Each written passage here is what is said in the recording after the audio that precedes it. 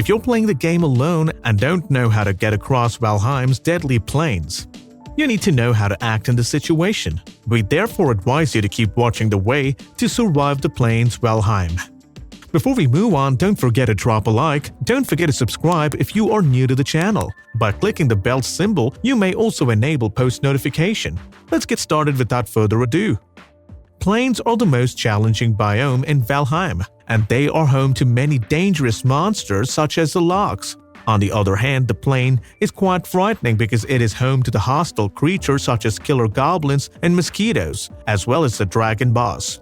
You may need the silver and wolf pellets of the mountains to survive for long in the plain. The plains are packed with valuable materials like barley, flax, and black metal. This black metal is more, so if you want to make black metal weaponry, you'll have to raid Fuling Villages, which is one of the game's most demanding jobs.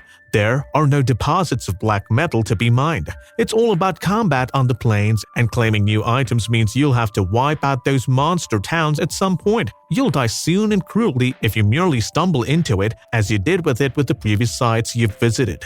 Suppose you want to know how to survive the plains in Valheim. After fighting Martyr in Valheim, you'll receive some dragon tears, which can be used to construct a new workstation, and that's it.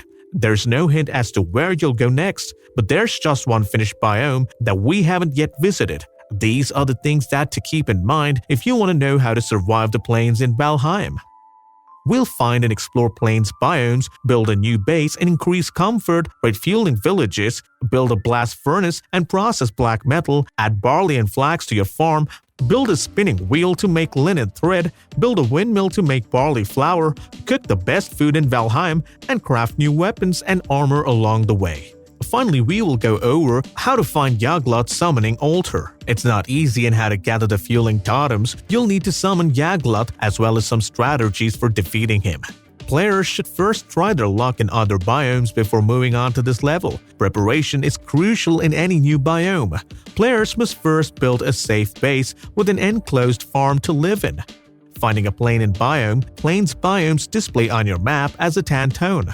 They begin to appear a little distance from the center. The majority of them are near or contact mountain biomes, and they all touch the ocean at some point. Plains biomes are home to the only bridge trees, which produce beautiful wood. In comparison to other biomes, the grass is also a little lighter, like meadows.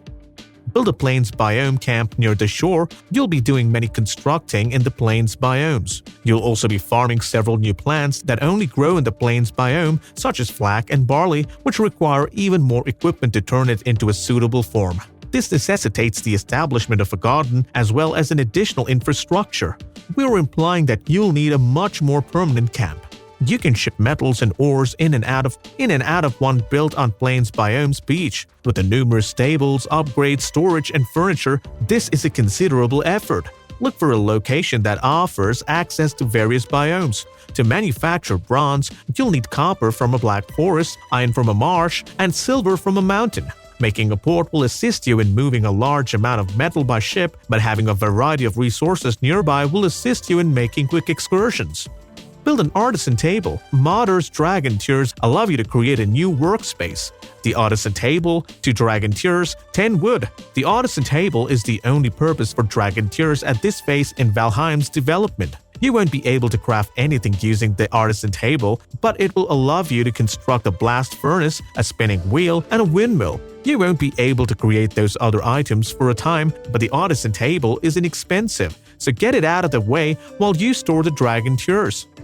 Upgrade armors and weapons. We'll eventually make new gear out of what we find in the plains, but you'll have to see it first. That involves improving your existing weapons and equipment to make it through the journey. Right now, the best wolf armor set available is from the mountains. The iron set is almost as good. Spending some time upgrading them is also helpful. Players should make needle arrows if they can, as they have strong pierce and knockback values. Because you will be doing a lot of melee combat, a bow won't be as helpful as in the mountains. It is also recommended that you have an updated huntsman bow, so you should be acceptable. Put a few upgrades into your best iron or silver weapon for a melee weapon.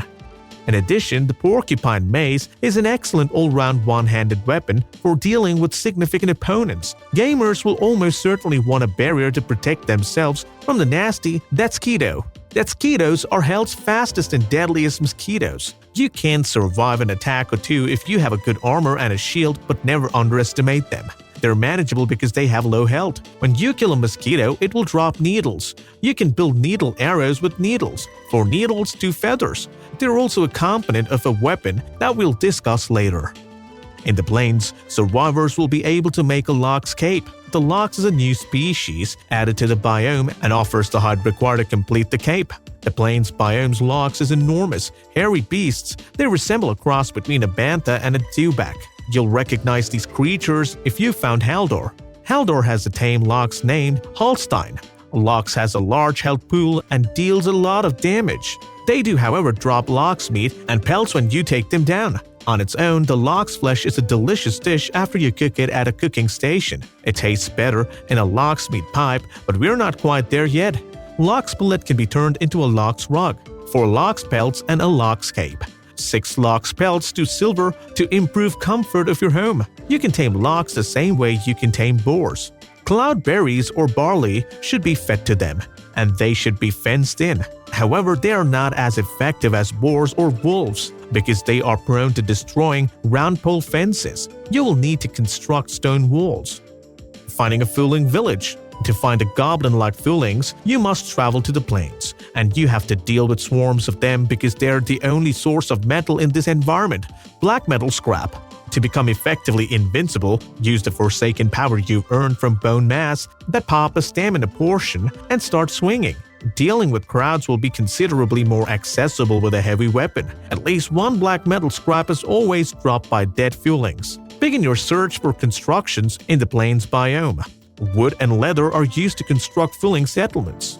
They're easy to notice, and the fact that Fulings attack when you get close is an excellent indicator that you're near a village. Crafting and preparation. Enemies in the plains will drop black metal fragments, which gamers will notice. These scraps can be utilized to improve things made of black metal. Survivors can now create a black metal adgear, axe and knife. Players entering the biome should have a black metal shield at the very least. Padded armor is the next level of protection. To make each item of gear, players will need to gather linen and iron. In the base, players should have linen ready to harvest. Players will also need to gather silver to build one of the various capes. To summon the plains boss Yaglit, you'll need 5 Fuling Stotems, which Fuling berserkers drop the large Fulings. They can also be discovered in the Fuling Villages on rare occasions, so keep an eye out. Dead mosquitoes drop needles, so before summoning Yaglit, make around 100. Yaglit is a colossal goblin skeleton who crawls on its stomach. Use needle, poison, and ice arrows to hide behind the impenetrable stones of the summoning altar. Yaglit has no weakness, so stay far away and continue to shoot him with arrows. You're most at risk from the Fuling and dead mosquitoes in the region. Before calling Yaglit, clear as much of the land as you can. If you are attacked by foes while fighting Yaglit, deal with them first or flee. Any harm you inflict on Yaglit is retained. The previous monsters give you powerful artifacts that you'll need to advance in the game, but Yaglit doesn't provide you with anything like that.